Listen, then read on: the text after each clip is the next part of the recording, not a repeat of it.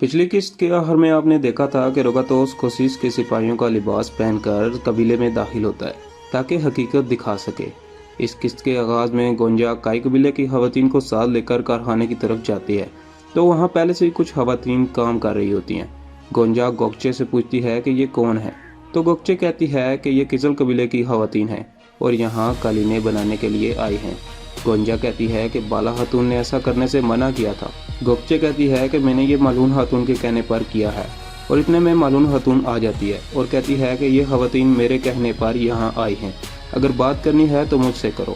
फिर मालून खातून और गोपचे चली जाती है। फिर गोंजा जाकर सारा मामला बाला को बताती है और वो काफ़ी गुस्से में आ जाती है। दूसरी जन्म रोगातोस मरकजी खेमे में होता है और कहता है बेल्जिक किले में कुछ माहिर उस्ताद है जो वैसी वर्दियाँ बना सकते हैं जो फरमान काया के सिपाही पहनते हैं। ये वही जाल है जो कोशिश ने आपके लिए बिछाया था। उसके जाल में मत आए उस्मान साहब। उस्मान कहता है कि मैं उसके जाल में आ जाता तो तुम मेरे सामने ना होते।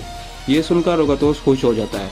मैं अर्तुल गाजी का बेटा उस्मान हूँ, मैं आपकी चालों से वाकिफ़ हूँ, लेकिन मैं सच को सामने लाना चाहता हूँ। रोगातोस कहता है कि ये भी सच है कि मैं भी खुद सच का हामी हूँ। फिर रोगातोस चला जाता है। उस्मान कहता है कि तमाम निशानात एक तरफ जा रहे हैं। जो भी ग्रेगोर को लेना चाहता है उसी ने ये किया है। हम पादरी ग्रेगोर को बाहर लेकर जाएंगे और जो भी उसे लेना चाहेगा वो मौका हाथ से जाने नहीं देगा। दूसरी तरफ बाला मालून के पास जाकर कहती है कि मैंने कहा नहीं था कि बाहर की खवातीन की ज़रूरत नहीं है। मालून कहती है कि हाँ कहा था, लेकिन मैं भी इस कबीले की खातून हूँ और काम के लिए मुझे किसी की ज़रूरत नहीं है। फिर बाला कहती है कबीले का एक निज़ाम है, अगर हर कोई अपनी मर्जी करेगा तो निज़ाम ख़राब हो जाएगा। मालून कहती है कि मैं एक सरदार की बेटी हूँ, कबीले का निज़ाम सीखने के लिए मुझे आपकी ज़रूरत नहीं है, वक्त कम है और मैं मदद करना चाहती हूँ। यह सुनकर बाला खुश हो जाती है। अंद्रयास और पादरी ग्रेगोर अपने हैमे में अपनी इबादत में मसरूफ़ होते हैं और उस्मान अंदर दाखिल हो जाता है और कहता है कि पादरी साहब मैं चाहता हूँ कि अब आप सऊद के गिरजाघर में इबादत करें। यह सुनकर पादरी हैरान हो जाता है। उस्मान कहता है कि हमारे प्यारे नबी हज़रत मोहम्मद सल्लल्लाहु अलैहि वसल्लम ने भी गैर मुसलमानों को उनकी इबादत करने से मना नहीं किया था, मैं भी उनका पैरोकार हूँ। आप हमारे मेहमान हैं, मेरे सिपाही आपको सऊद तक लेकर जाएंगे।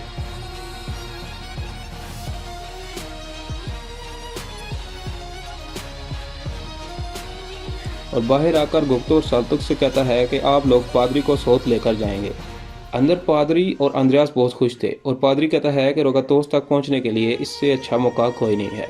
बाहर एक आदमी जिसका नाम बहादुर था वो भी खड़ा उस्मान और उसके सिपाहियों को देख रहा था। मरकजी खेमे के बाहर बहुत से घोड़े खड़े किए गए थे ताकि उस्मान उनमें से किसी एक को चुन ले, और लोहार दाऊद तमाम घोड़ों का तारुफ करवाता है, लेकिन उस्मान को कोई पसंद नहीं आता। उधर कुमराल अब्दाल भी एक घोड़ा लिए खड़ा था और उस्मान को आवाज़ देकर कहता है कि इस घोड़े को अमराद कहते हैं और ये आपका हमसफ़र बनना चाहता है। फिर उस्मान पास आकर घोड़े की जांच करता है और कहता है यही ठीक है दाऊद उस्ताद, अभी मैं एक ज़रूरी काम से जा रहा हूँ, मैं अपने नए दोस्त को साथ लेकर जाता हूँ। अब सऊद का मंजर सामने आता है। चर्च में एक बूढ़ा आदमी होता है। जब उस्मान के सिपाही पादरी ग्रेगोर को अंदर लेकर आते हैं तो वो हल्का सा मुस्कुराता है, लेकिन अंद्रयास पानी का एक जग गिरा देता है और बूढ़ा शख्स उसे उठाने लगता है। यह देखकर पादरी भी नीचे बैठ जाता है। फिर वो एक खत निकालकर बूढ़े को पकड़ाता है जो उसने कबीले में लिखा था और वो बूढ़ा शख्स बाहर चला जाता है। दूसरी तरफ बहादुर मालून खातून के पास खड़ा होता है। मालून खातून कहती है काश उमर साहब इधर होते और अपने नवासे की तकरीब देख पाते, वो अपनी मंजिल पर पहुंच गए होंगे। बहादुर कहता है जी हाँ ज़रूर पहुंच गए होंगे। मालून कहती है कि आप उस्मान साहब को उमर साहब की कमी महसूस ना होने दें, वो जो भी कहते हैं वो करें। फिर वो बाहर चला जाता है। दूसरी जन्म निकोला बहुत तेजी से जा रहा था। वो तुर्गुत के कबीले पर हमला करने के लिए निकल पड़ा था और तुर्गुत एक रास्ते पर गाद लगाकर बैठा हुआ था जहाँ से एक बस्तीनी काफिला गुजरना था। जब काफिला करीब आता है तो तुर्गुत हमला का इशारा कर देता है।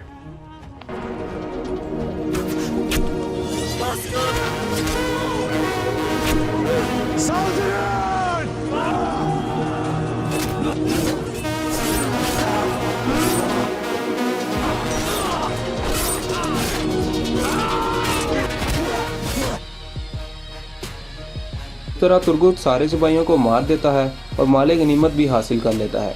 दूसरी जनाब वो बूढ़ा शख्स रोगातोस के किले पहुंच जाता है और कहता है कि ये खत पादरी ग्रेगोर ने आपके लिए दिया है, जिसे वो तेजी से खोल कर पढ़ता है, जिस पर लिखा होता है कि मैं शैतान के हाथों में हूँ, मैं काई कबीले के सरदार उस्मान के पास हूँ। ये पढ़ने के बाद वो हैरान हो जाता है और पूछता है कि तुम कौन हो। वो कहता है कि मेरा नाम यून है और मैं पादरी ग्रेगोर का दोस्त हूँ। अब मैं सोच के गिरजाघर में होता हूँ।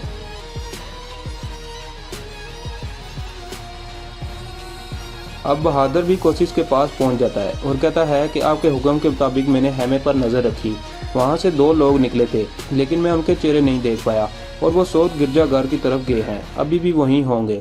ये सुनकर कोशिश सोच में पड़ जाता है।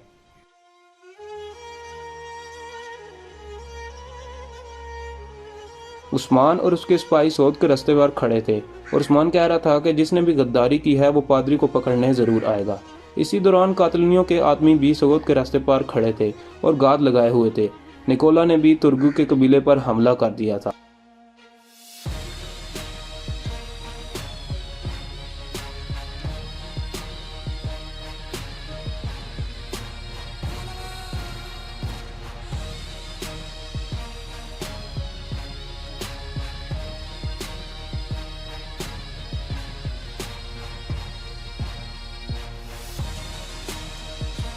हल्दोग और गोक्तु भी घोड़ा गाड़ी लिए आगे बढ़ रहे थे कि कातलानियों ने हमला कर दिया।